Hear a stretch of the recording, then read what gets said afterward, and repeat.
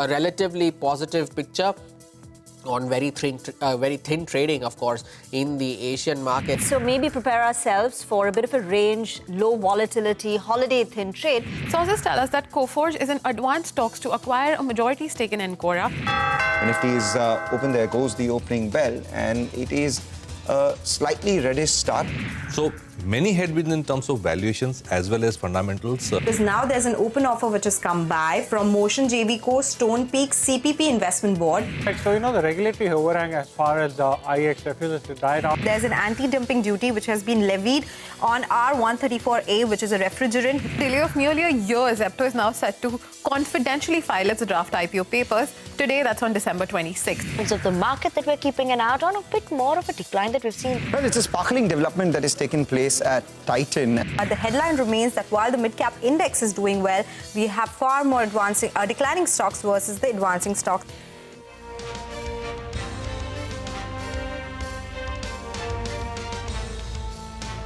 That was the day so far. Hello and welcome to Closing Bell. It's the last full week of calendar year 2025. I am Reema. With me is Mangalam, and we're coming to you live from the CNBC-TV18 Motilal Oswal studio. And it's turning out to be a very quiet, expectedly low volatility consolidation kind of session. And again, volumes have thinned. Volumes have thinned, but with thinning volumes, the problems have been that as we move into the holiday season, people have started to take their positions out. And as that happens, the impact has been a lot more. So the Nifty, which opened slightly flattish, mildly lower, has only seen gradual decline. So if you pull up the intraday chart of the Nifty, at any point in the day, if you entered into a short position, you'd be making money right now. We're at the low point of trade, very close to the 20-day moving average on the Nifty. Closing above that would be extremely crucial to track. For the first part of trade, major part of today's trade, the advanced declines were jostling between the number of gainers and the number of losers. They were largely in tandem, and now the lines are far and wide apart, with nearly 1,700 stocks which are declining versus 1,100 stocks which are advancing. Not too different from what we've seen over the last few trading sessions as well. But let's tell you what's lined up on the show today. Markets downbeat, investors hold back on fresh bets ahead of the upcoming earnings. Nifty well below that 26,100 mark. Broader markets lackluster, resilient trade on metal counters, IT, pharma and autos under pressure. We'll take stock of January factor for railway stocks ahead of the budget buzz. Stocks like RVNL, IRFC, Railtel, Jupiter Wagons, Aidcon, all of them up anywhere between 8 to 12%. What's January going to be like? Details coming up in just a bit. And it's a news break confirmed. Japan's IKEA Kogyo will buy 40 to 53% stake in Stylam Industries. Details of that transaction coming up on Closing Bell as well. Sources tell us that Coforge is in talks to acquire Encora in a transaction pegged at nearly $2 billion. Lack of investor confidence and owner balance sheet flexibility is pulling the stock lower, down 4% ahead of the outcome of the board meeting. All right, so how should you position yourself in the last hour of trade? Mitesh Thakkar now joins in. Mitesh, would you call it a disappointing session? Markets are gravitating lower and lower. And now just to put the levels on board, the 20-day moving average on the Nifty is 26,015. And below that is the 50-day moving average at 25,892. So we're holding on to these levels, but grinding down. So, good afternoon. My understanding is that, basically it's a market which is still consolidating at high levels. We haven't got a sign of a breakdown, which could happen once the index starts getting below 25,800, 750 zones. And on the upside, the two pivots on the daily chart is about 26,200, 1020, and the intraday chart is about 26,300 odd. So I think till these levels are crossed, I think you might just expect the markets to be non-directional, in the sense that it will be a sideways consolidation. You will have to deploy range trading strategies, which is try to buy at lower levels, book profits around the upper end of the range, and even attempt a short in case you are prone to comfortable with trading on the short side at the upper end. So I think that's the way you will approach a ranging market. We have now a very clearly well-defined range, and we've said this for many days now. In case it breaks above, even then, you'll have some intraday pivot lines, which I explained a couple of days back, around 26,380, 400 zones. So I think for the time being, we believe that the market is still consolidating. All right, you believe the market's still consolidating. But, some of the triggers that we're looking at for the market in terms of an up move, a large component would perhaps come in from either the banking space or the IT space.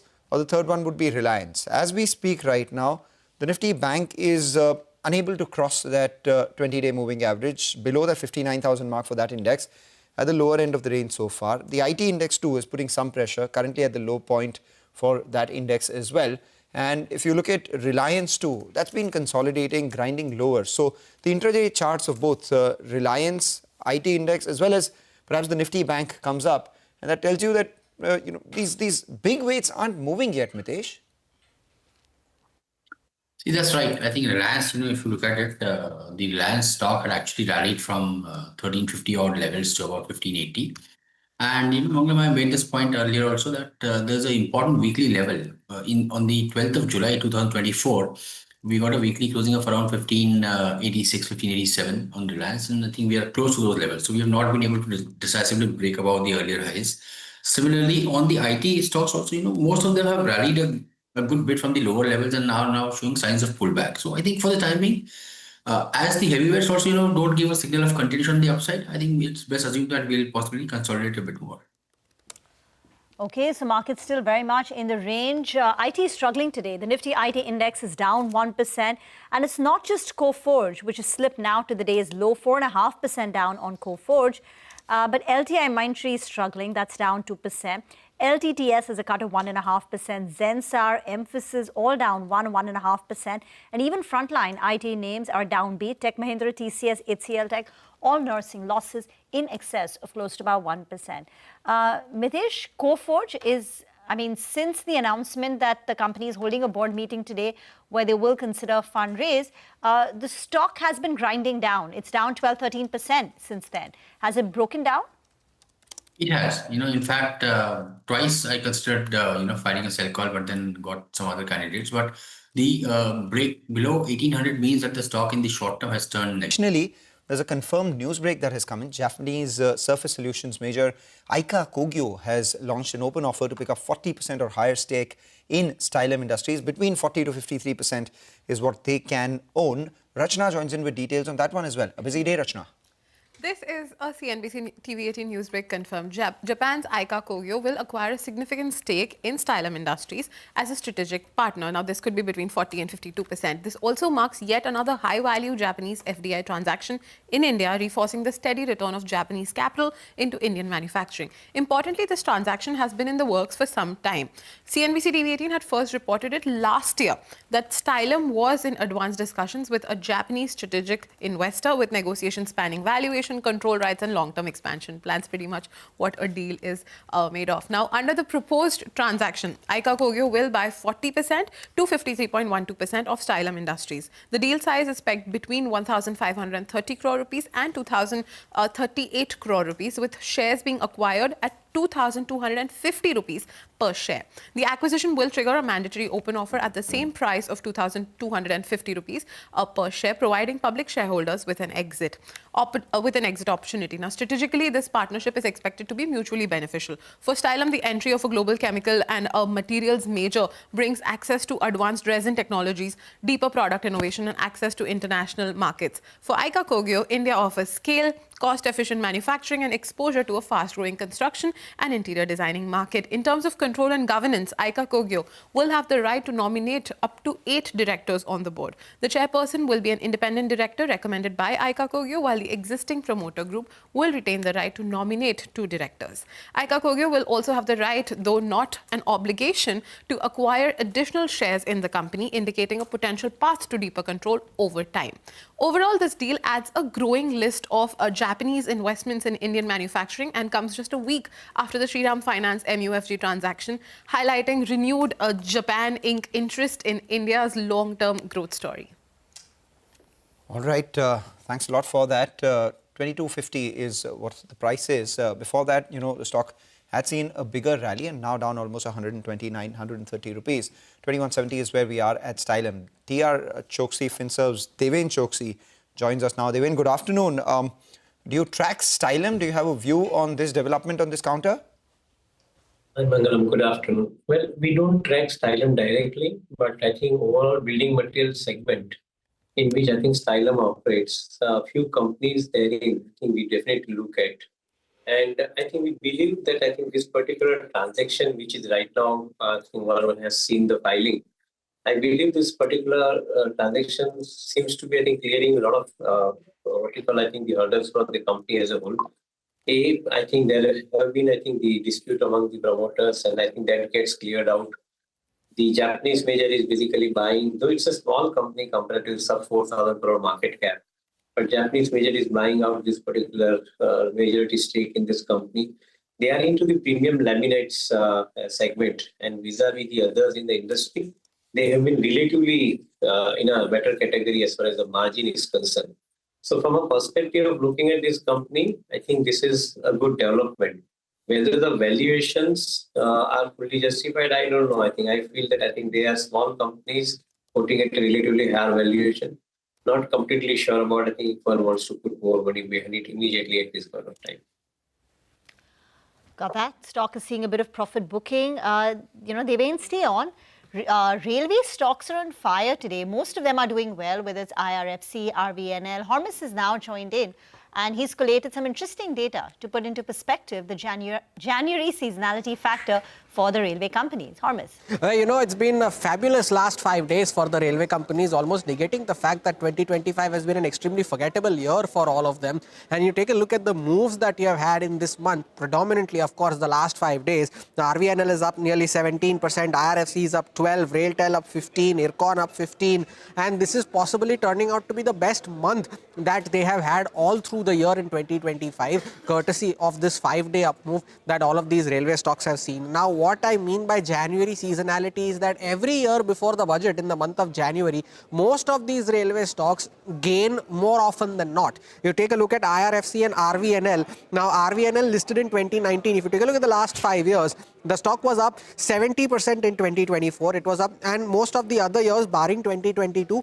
it has delivered double-digit returns in the month of January. Now, if you take a look at a stock like IRFC as well, that listed in 2021. Now, if you take a look at the others, it has been in the positive, not significantly higher, but positive nonetheless, barring that outsized year of 2024 when the stock was up 75% just in the month of January. Then the other stocks as well, IRCON, again, 4 out of the last 5 Januaries, it has had positive returns, and as has Jupiter Wagons, double-digit returns in 4 out of the last 5 Januaries, barring that minor blip earlier this year in January. Now, if the recent developments are anything to go by, that could be one of the reasons why these stocks have moved higher, with the cabinet approving the expansion plan of the Delhi Metro, 12,000 crores of capex, 13 new stations, so railway lines, signaling lines. So all of these companies could be potential beneficiaries. The 3 of them are going to be underground stations as well. So as a result of which these railway stocks are moving higher, and of course the fare revision, which could also be a potential beneficiary for IRCTC. Now, railway stocks in general don't have a significant shareholding from the mutual funds of the country. They have a very large retail shareholder base, and most of the other stake lies with the government. The government owns anywhere between 65% to 85% in these companies. Now, if you take a look at the retail shareholder base, IRFC has over 50 lakh retail shareholders. RVNL has 22 lakh. IRCON has 11.5 lakh. RailTel has 5 lakhs. Now, this is the kind of retail investor base that's concentrated in these railway companies. But despite this up move, the stocks have been beaten down to an extent. Ever since they peaked in July and August of last year, these stocks are still down anywhere between 40 to 50% from their peak. The RVNL had reached levels of 650 before correcting. Same is the case with RailTel, and a lot of these names like IRCON, IRFC as well, still down anywhere between 30 to 40% from their record high levels. All right. Almost interesting data point and trend that you've pointed out. Whether that holds true, or is this still an investable idea? Let's go back to Devin. Rail stocks, they've been doing well today and all of last month, as Hormas pointed out, but they've taken a significant beating from the top. Do you think things are on the mend for the railway sector and it becomes investable once again? Generally, Mangalam, the momentum is very, very strong ahead of budget. I think as it being pointed out. In my viewpoint, I think the fundamentals of this company, they remain unquestionably good, not an issue at all. However, the valuation at which I think these companies are trading, probably I think it is not leaving much of a scope for, even if the price correction has taken place, given the kind of underlying growth that they have in this business. I think it is not leaving much of a scope for somebody to make, I think, a very high amount of money once the budget announcement is completed. So till the budget announcement, I think the momentum will definitely favor the railway companies as we have been seeing all along. See, one of the challenge that I see in this particular business, government does allocate money. However, when it comes to, I think, completing the implementation part, generally seen that I think from year to year, I think there has been a gap between the allocated money versus I think the amount of money spent on buying out the products from some of these companies where they're beneficiaries. I believe that I think that is where the lag is. Unless I think that lag gets covered, I think probably the premium valuations don't get justified. So we only play momentum, if at all, I think, till the budget as far as the stocks are concerned. Okay, stay on, Deven. Want to definitely get your views in on Coforge because that has clearly been the stock of the day for the last many days. Today also down 4.5%. Rachna joins in with details on what she's picked up from her sources, where Coforge is in talks to acquire another IT company called Encora, and this could be a very large transaction. Rachna, give us all the details. Well, sources have told us that Coforge is in advanced talks to acquire a stake in Encora in a transaction that's pegged, the value is pegged at about $2 billion. Now, the deal would mark a potential exit for private equity major Advent International, which currently holds a majority stake in Encora. Now, to put this in context, Advent entered Encora in 2021, acquiring the company from Warburg Pincus at a valuation of about $1.5 billion. Warburg had backed Encora during its earlier phase of expansion, helping build scale and offshore delivery and deepen its US enterprise client base before selling out to Advent. Now, as the company then transitioned into a more mature digital engineering platform. But Encora operates squarely in the digital engineering and product development space. Its core strengths lie in cloud-native application development, data engineering, platform modernization, and enterprise software services with a strong concentration of clients in North America. Over the last few years, under Advent's ownership, Encora expanded both organically and through acquisitions, positioning itself as a high-growth engineering-led alternative to traditional IT outsourcing firms. But for Coforge, this could be an ambitious one, although transformational too, because the company has historically been a mid-sized IT services player with strength in BFSI and travel tech as we know it, but limited exposure to deep product engineering. And Encora would significantly shift that mix. As of March 2025, Coforge reported a net cash flow of around 474 crore rupees and cash and reserves of roughly about 600 crore rupees. Now, that balance sheet may provide flexibility, but it is definitely not enough to fund a $2 billion deal outright. As a result, Coforge's board is expected to consider a fundraise, potentially combining debt and equity to support this acquisition. Thank you very much for that. I think the street's big fear is this acquisition too big for the company to digest? Coforge's market cap is $6.5 billion. The company they're looking to acquire is at a valuation of $2 billion. And generally, when you have such large transactions, there are integration-related risks. Plus, there is always a possibility that your existing talent leaves as you bring on board people from the other companies. So the street will watch this carefully. Even when the Cigniti acquisition was announced, initially the stock underperformed. The Coforge did a very good job in integrating Cigniti and getting cross-selling and getting the synergies out, particularly on cross-selling, but the return ratios did drop. I was seeing the ROCE in FY29 for Coforge was 29%. It dropped to 20% because of the funding-related issues of Cigniti. Now, again, you're going to go ahead and do a large size acquisition. So the street is concerned, which is why if you pull up a fortnight chart, you would see the stock has been struggling. But Deven, come in with your thoughts. I know this is source-based, but if Coforge announces a large acquisition, how would you read it? Well, I think from the travel and the insurance space in which they specialize, I think they are moving into the product engineering, and I think particularly in the products in the healthcare space, I think where they are trying to move into through this acquisition. Of course, I think I do not know whether it will make a big difference.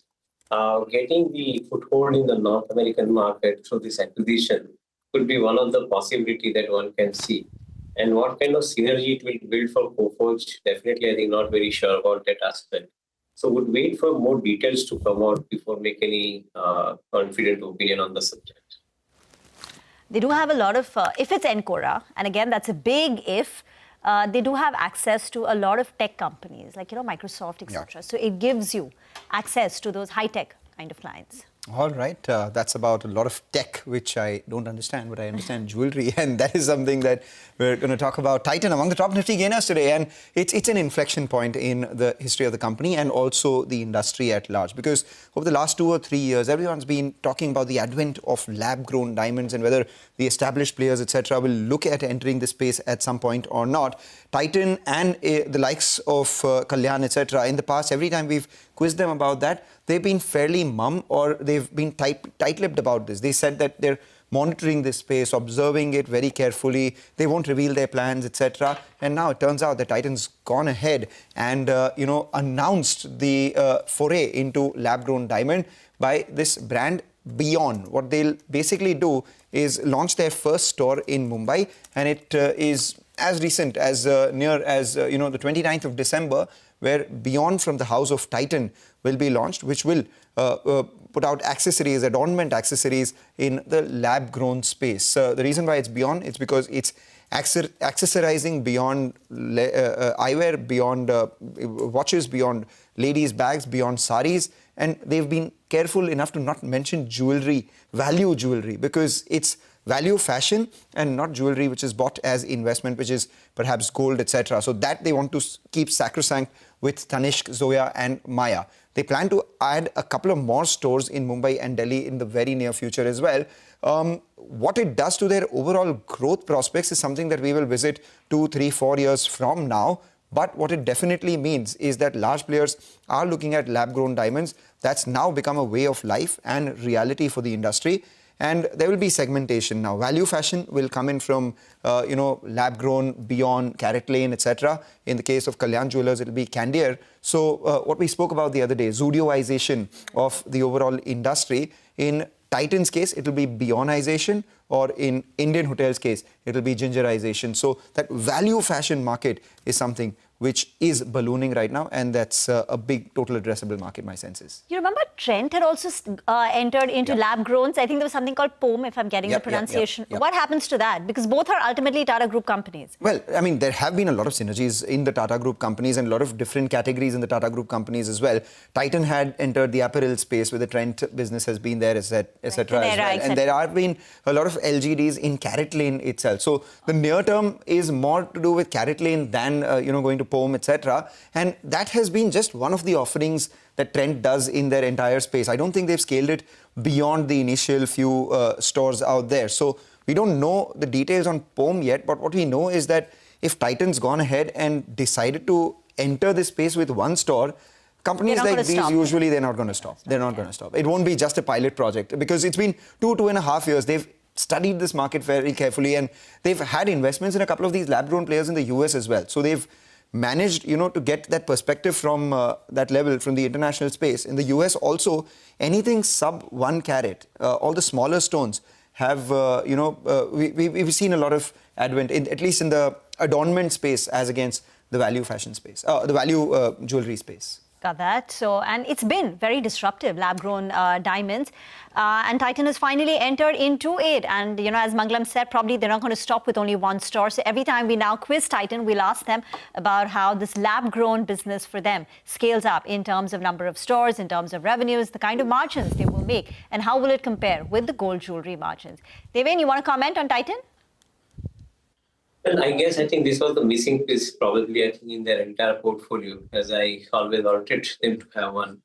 The lab-grown diamond business per se, is basically, along with the jewelry, is gaining traction far more faster than the natural diamond jewelry business. And that's where probably you had to position yourself, which Titan has done this. I believe that it's a long play, of course, but at the same time, it is catering to a larger part of the lifestyle. The high-rising lifestyle, as we call it as, that's where probably this particular format would be. We'll not have the commercial subjects to talk about at this point of time, but do believe that the growth rate, both in the domestic market, including in the UAE market, where Titan has presence, is basically, going much smarter. So it could be, a gateway to some of the other markets of the world for Titan. So let's wait and see, but it looks promising at this point of time. All right, looks promising at this point in time. Just monitor the Nifty. It's flirting with that 20-day moving average as well. Went below that a couple of times during the day right now, but still holding around that 26,015, 26,019 mark. Take a short break, come back. On the other side, Amit Gupta of Motilal Oswal Private Wealth joins us for a quick conversation.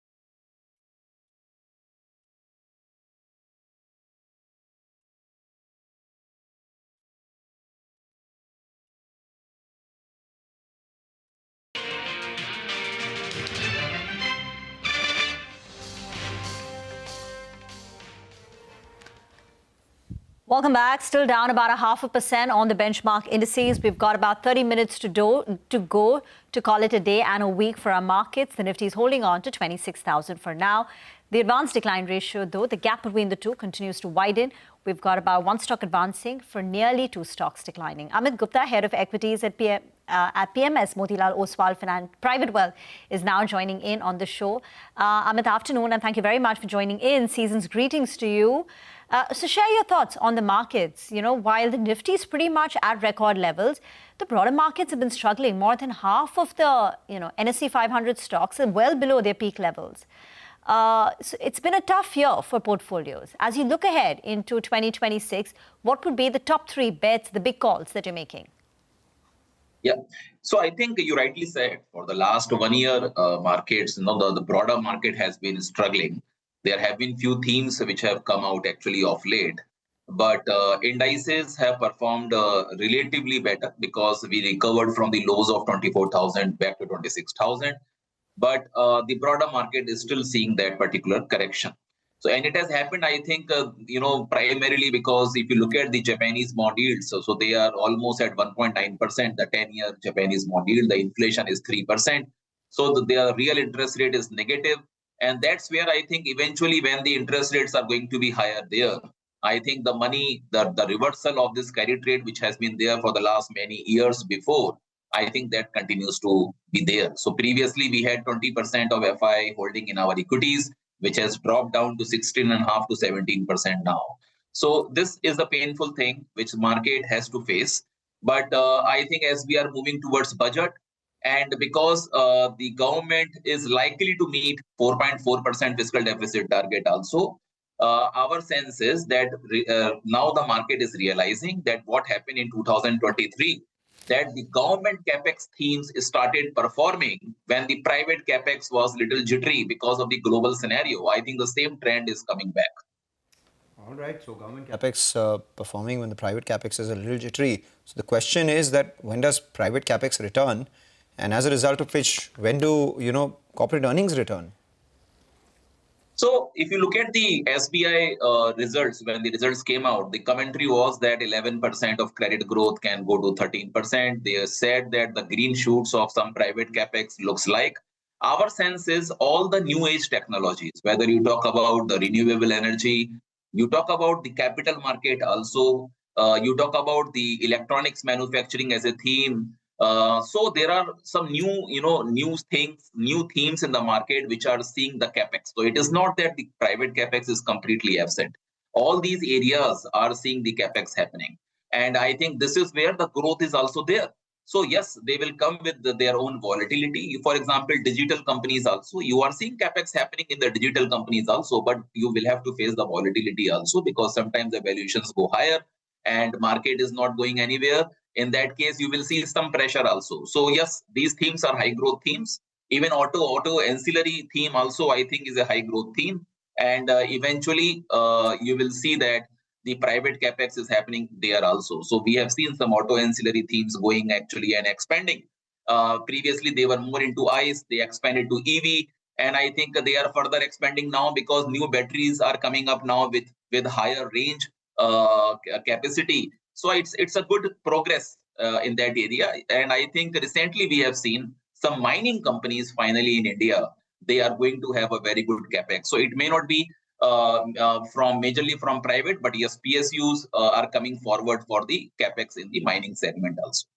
So just to recap, EMS companies, auto ancillary, mining companies. Am I missing anything else that you said? Digital, renewable. I think both of them you need to include. Digital and renewable. So these are the themes that you like because we're seeing a pickup in capex, signaling strong demand.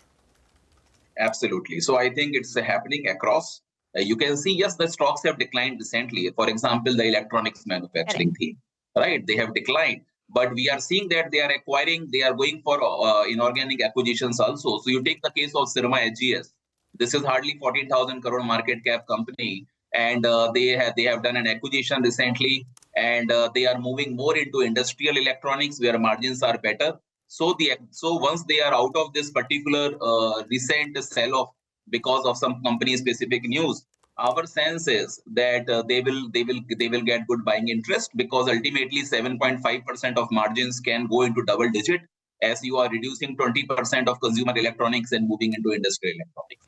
If you see the PAT in the last June and September quarter, last year it was 60 crores. And these two quarters, we have already seen 116 crores.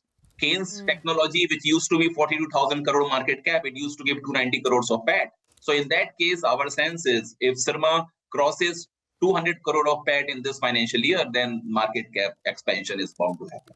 So Syrma and Keynes are a part of your portfolio, Amit? So Syrma definitely we are looking at, and these declines. Keynes Technology promoters, they have given clarity from their front. Market is waiting for some more clarity to come in the numbers.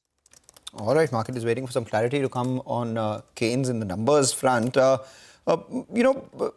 of the metals or commodity-facing stocks that you like? Because there have been big movers there as well. Yes, cyclical, they usually move around the prices of the commodities, but have you seen any exposure or formidable investable idea here?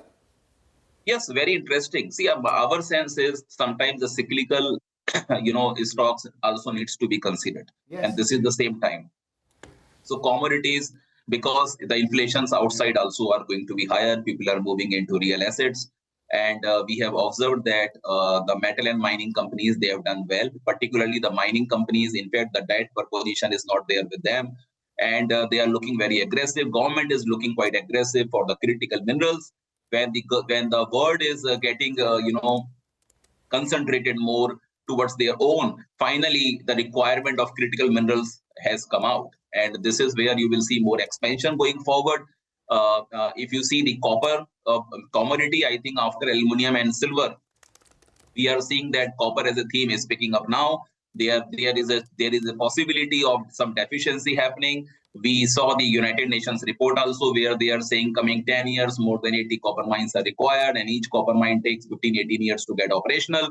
If you see all the newest technologies, whether it is EV, solar panels, wind turbines, or missiles, or now data centers. So big time copper requirement is there. Almost 65,000 ton of copper is required. When I look at the finally refined copper from Hindustan Copper, it is hardly 30,000 ton. So that means there is a demand supply gap. And that is where our sense is they will see the move actually going forward. Along with this, I think if you look at beyond commodities, refining companies also, I think it's a good period for them, because the refining margins have expanded when the sanctions were imposed on Rosneft in Russia. It is one of the biggest energy company there. And we saw the diesel margins move to almost $25 to $30, and gasoline cracks also moved to $25-30 per barrel. And the crude oil prices have remained subdued, so marketing margins are stable. So I think it's a good scenario for them. And along with this, when we had a word with the management of HPCL, they were very gung-ho that they will try to reduce the debt as much as possible now. So from 65,000 crore of debt, they have already reduced to some extent, and they are looking forward, along with the 30% of dividend payout that they give. Beyond that, whatever cash is generated, they will use it in the deleveraging of the balance sheet. So I think these are some good re-rating opportunities. Yes, some volatility will be part of the game as rupee is slowly depreciating, but eventually I think the winners will come from these spaces. Amit, thank you very much for joining in. Wish you a very happy weekend. For now, we need to move on now. Hormus is waiting by, and he's going to put the spotlight on the big movers in the market right now. Oh, what a day it's been for the railway stocks. Can't not talk about it, right? And moving on very, very significantly high volumes as well. You look at any railway stock, RVNL, IRFC, Railtel, RITES, all of them seeing gains of anywhere between 5% to 12% for RVNL, still holding on to those gains at higher levels. IRFC too nearing double-digit gains in today's session. And take a look at the volumes as well. Now, if you look at RVNL, close to 10 crore shares have been traded. For IRFC, almost 13 crore shares have been traded. For Railtel, 2 crore, RITES almost 60 lakh. And all of them significantly higher compared to their 20-day average, anywhere between 10x to 20x higher compared to their 20-day average. It will be interesting to see what kind of delivery volumes they throw up when we resume trading on Monday. So these are railway stocks that are doing well, of course. Hindustan Copper is one such name that's doing well. The 6th straight day of gains now for the stock. It's the last 6 sessions has resulted in the stock moving higher by 30%. And this week itself, the stock is up 22% in this truncated week. It is set for its best week since February of 2021. Volumes are the highest since December of 23. In today's session, we have had almost 9 crore shares that have been traded. The 20-day average is close to 2 crore shares. It is trading at the highest level since August of 2010 is Hindustan Copper. So it's at a 15-year high, the stock. And so far in 2025 itself, the stock is up over 90%, courtesy the surge it has seen in the month of December. And one name that has moved in the list of gainers among the smaller private financials is Karur Vysya Bank. They're slightly off the highs of the day. At one point was up 7.5%, but still holding on to gains of 5.5%, the biggest single day gain in 6 months for the stock. Volumes are the highest in the last 2 months. Over 1.5 crore shares that have been traded already. The 20-day average is just under 11 lakh shares. The stock has been above its key moving averages since October, and so far this year it's up almost 48%, straight set to be the 4th straight year of positive returns. And in this 4-year period, the stock has moved from as low as 40 rupees at the end of 2021 to as high as 265 rupees.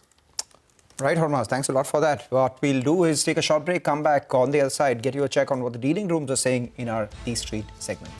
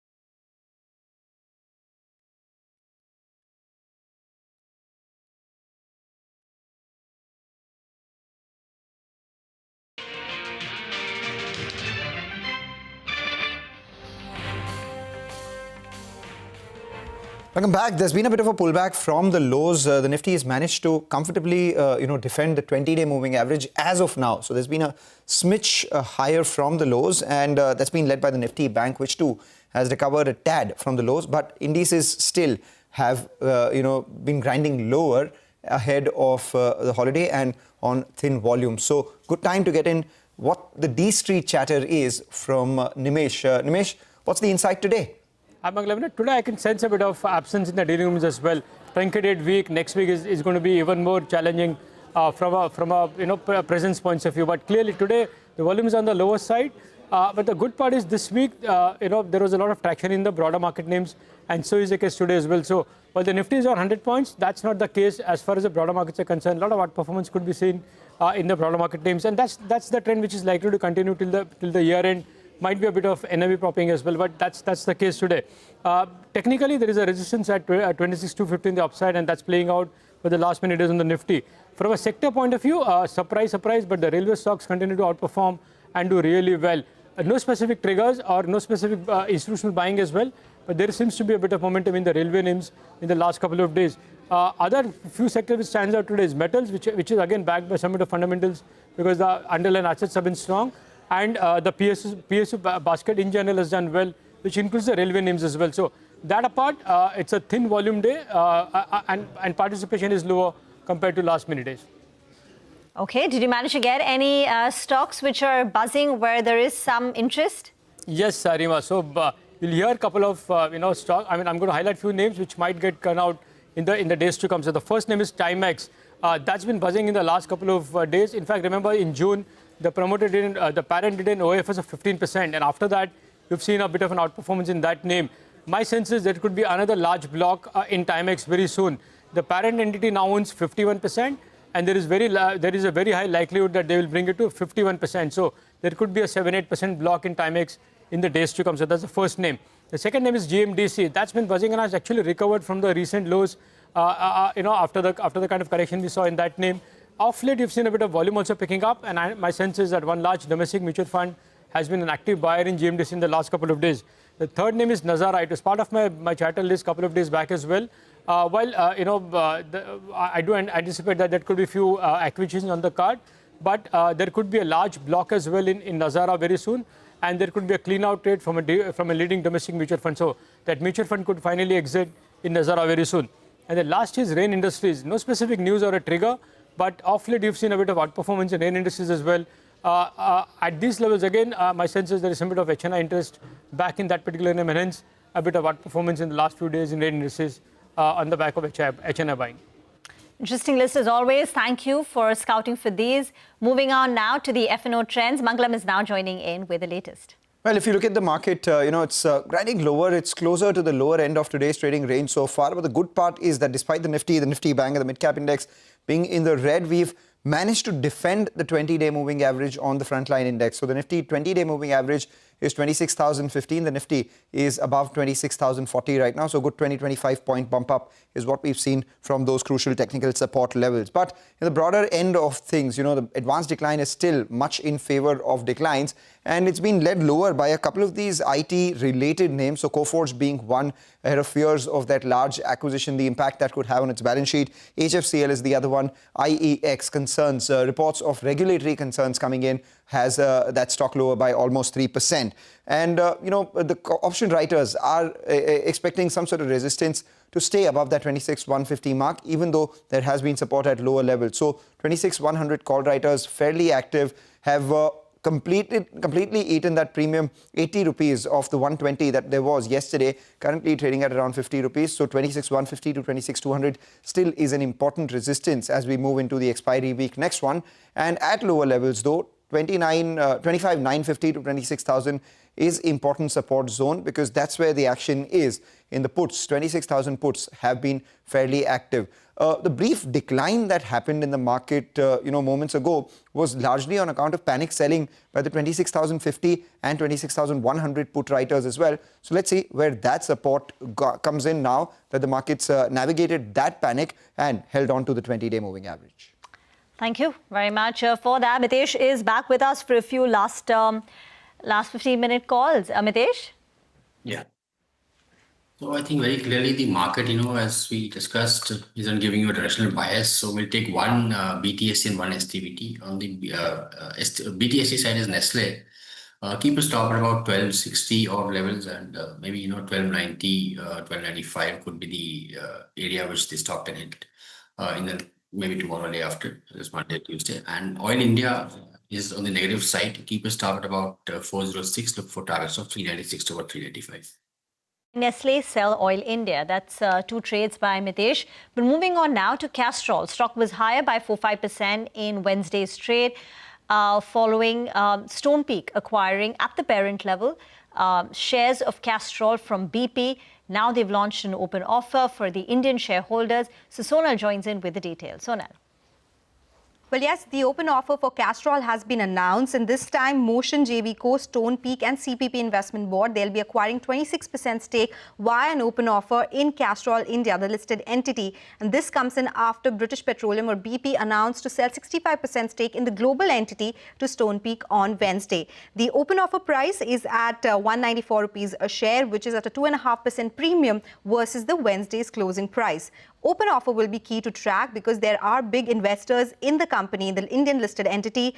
We do have LIC, which holds around 10% stake in Castrol. There are FIIs as well. There's Government of Singapore, which holds around 1.5% stake. So all of them, what is the outcome of this open offer will be key to track. The other important point to track will be whether Castrol India will be delisted after this open offer. Because remember, Stonepeak has delisted all the acquisitions that the company has made in the past. 2025, it was Air Transport Services. 2024, it was Acumen. 2022, it was TK LNG Ventures. Now, remember, this comes in after BP agreed to sell 65% stake in Castrol Limited, the global entity, and they say they have a lock-in of 2 years, after which they can actually sell the remaining 35% stake as well. Kotak has an ad rating on the stock. They expect the stock to be range-bound till the time the open offer the process is over. It will trigger only when the global transaction gets over, right? And it will take place at the promoter level, so they do not see any impact on the operational performance. So Castrol Limited, the India entity, will continue to be in focus till the time the open offer process gets over. All right, no impact on the operational performance of the company, but this is an important technical development to monitor for the company. Amrish Balika joins us as well. Amrish, do you track Castrol, and what do you make of this special situation? The interesting part here is that X of the open offer, etc., the company which has acquired has a history of delisting the companies that it acquires. Do you think that's a possibility with Castrol? That's a possibility. But then because of this open offer, at least one can be sure that at least the bottom is in place for Castrol. I mean, the stock has been underperforming for a while. So at least as of now, the stock really will not fall below these levels because it is very close to the open offer. I don't know how many shareholders will actually give in the open offer because there's hardly any premium compared to the market price. But then in case there is delisting, which again is on, this will not be immediate. I think it will take a while, maybe in the next 12 months, maybe the next 15 months. But then in case there is delisting, I'm quite sure that would happen much beyond those 250 levels, which was the high which we have seen in the recent past. So it has to be beyond that. Because wherever we have seen such delistings happening, they've happened at a decent premium to the average market price of the last few years. So if someone has shares of Castrol India, don't tender in the open offer. Wait to see if this company gets delisted because you could get a higher price. That's the advice? Yeah, absolutely. Okay. Novoco Vistas, that's a company that you like, a stock that you like. Tell us why. The Nirma Group company, India's fifth largest cement company, installed capacity is approximately 25 million tons. They have 55 ready-mix concrete plants, and 75% of the capacity is in East India, where the cement price rise has been better than the rest of India. If you look at the Q2 performance, revenue-wise, it was only 8% growth, but EBITDA per ton improved 64% Y-on-Y. And demand has been robust due to infra and real estate demand. So margins have been improving, which is clearly showing the EBITDA margins which are there. Q3 earnings, I think, would be a positive surprise. In FY27, we should see 10 million tons being added to the capacity. So till FY28, I see a revenue CAGR of about 30%. So based on that, my target price is about 480, based on a FY28 EPS of 24 rupees. All right. So that's the word on Novoco Vistas. Hang in there, Amrish, because the stock that's also holding in the green, fairly in the green right now, is Lenskart. And the reason for that, today there has been a note, an initiating coverage coming in from the house of Avendis, and they are positive on the stock right now. Actually, the stock's just given up as we speak, down about 3 rupees, but still holding fairly above and resilient above its issue price of over 400 rupees. Or the listing price of over 400 rupees. So on Lenskart, what Avendis says is basically it's an important metric, the business moat that the company has, which is M2C, manufacturing to consumer. So that entire value chain has has an interesting strength where it actually kind of solves for key business challenges. And that's not all. They have a playbook for India, which they now want to take it beyond India as well and some of the other regional geographies. And the company has been making investments as recent as something that they bought in Korea. So this network expansion and taking this India playbook globally, along with a 550 basis points margin expansion, over 20% revenue CAGR over the next 2 to 3 years. What does that mean for Lenskart in terms of value offered or value left at the current price? Do you like this story? Do you think it's value accretive from here on as well? No, it can be value accretive, but already the value, which people are paying for it as of now, I think is just too high. So there'll be a huge amount of catch-up which needs to happen. So at these valuations, I'm not bullish. Although there could be these research reports coming based on which we could see some sort of a bump up. But I really don't see a sustained rally from here. So, I would, in fact, stay out. And I would say that in case someone has got an allotment, I think you're getting a decent return, take some profits home. All right, take some profits home. We'll take a short break on that note. More market talk on the other side.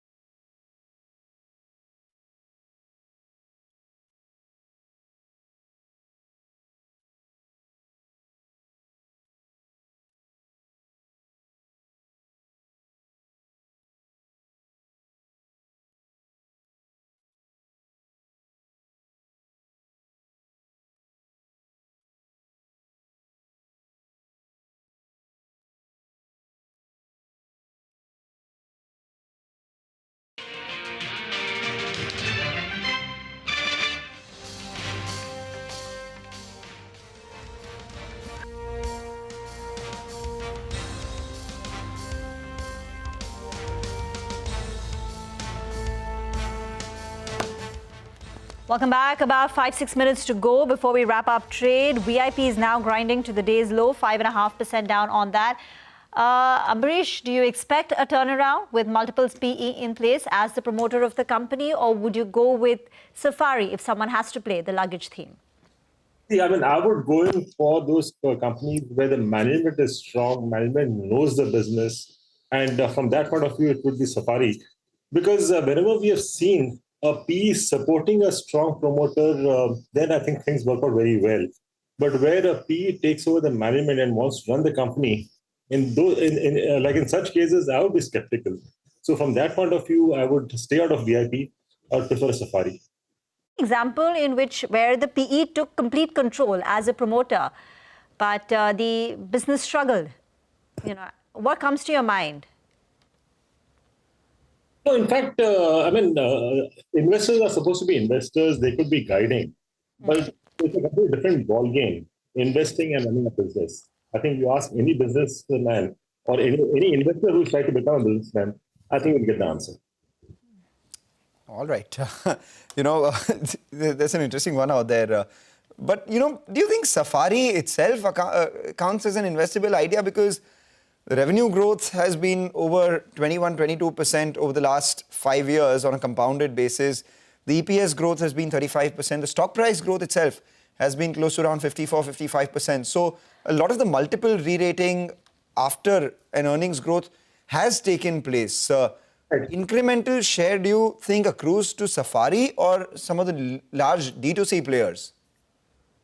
No, see, I mean, this overall market is expanding hugely. And Safari, like you rightly said, because of all that, we have seen a consolidation in the last 2 years. If you see the price, you've not seen a huge price rise in the last 2 years for Safari. It's been in a range. So after this consolidation, I would assume that it will take part in the next growth story for the sector. Stop for close. Do you have a view on Titan? Because important, decision that the company has taken to actually enter the lab-grown space. Yes, it's under a different brand, but it rallies back to the trust that Titan has by calling it Beyond from the house of Tatas or from the house of Titan. So making lab-grown diamonds a little more trustworthy, somewhere in the middle of regular lab-grown and natural diamonds. If you look at the demand which is there from the millennials, for the lab-grown diamonds vis-a-vis the natural diamonds, it's the lab-grown diamonds where we see the demand really shooting up. And with Titan getting into that, I think will be decently be positive for this sector.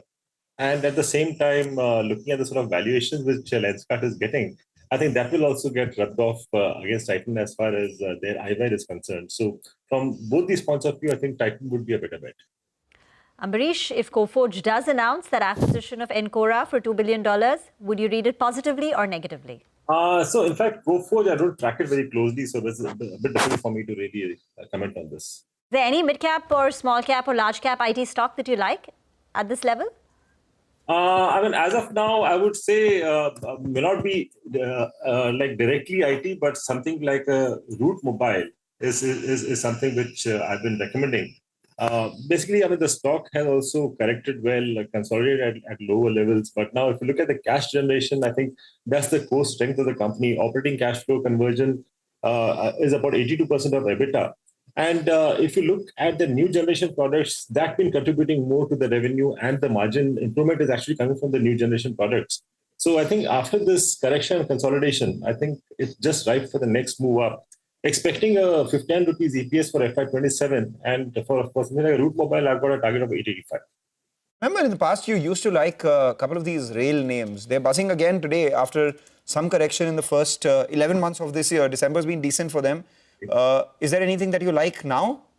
In fact, I think most of these stocks are moving up because with the budget coming within about a month or so, I think the focus again would be on railway spend. And from that point of view, I would go in for some of these railway stocks like Titagar would be one of my picks, where I still see an upside of another 20-25%. All right, Ambarish. Thank you so much for joining in. See you next week, hopefully next year as well. Wish you a very, very happy new year and season's greetings to you and your family. With that, let's start wrapping this holiday shortened week for our viewers. The Nifty down about 100 points, defended the 26,000 mark, defended the 20-day moving average, but the bulls did pull back ahead of the holiday shortened week and ahead of the weekend, ahead of Nifty expiry. We did see the advanced decline move firmly in favor of declines towards the end of trade. Metal stock did well, but the market was buoyed lower by a couple of these IT names, large cap and mid cap IT names, which ended lower by and large. Railway stocks continued to do well, so we had double-digit gains for a lot of the railway stocks, including the likes of RVNL, IRFC and Titagar Rail Systems. Record run for Hindustan Copper and Hind Zinc continued. All right, let's just quickly wrap up the week and how it's been. It was a truncated week and the Nifty has ended with a minor gain of close to about 0.3%. The mid-cap index is absolutely flat. Sectorally, there was weakness seen in the IT pack. The Nifty IT index ended the week lower. PSU Bank struggled. Pharma too, down nearly about 0.5%. On the way up, defense stocks were excited. The Nifty Defense Index up 3.5% for the week.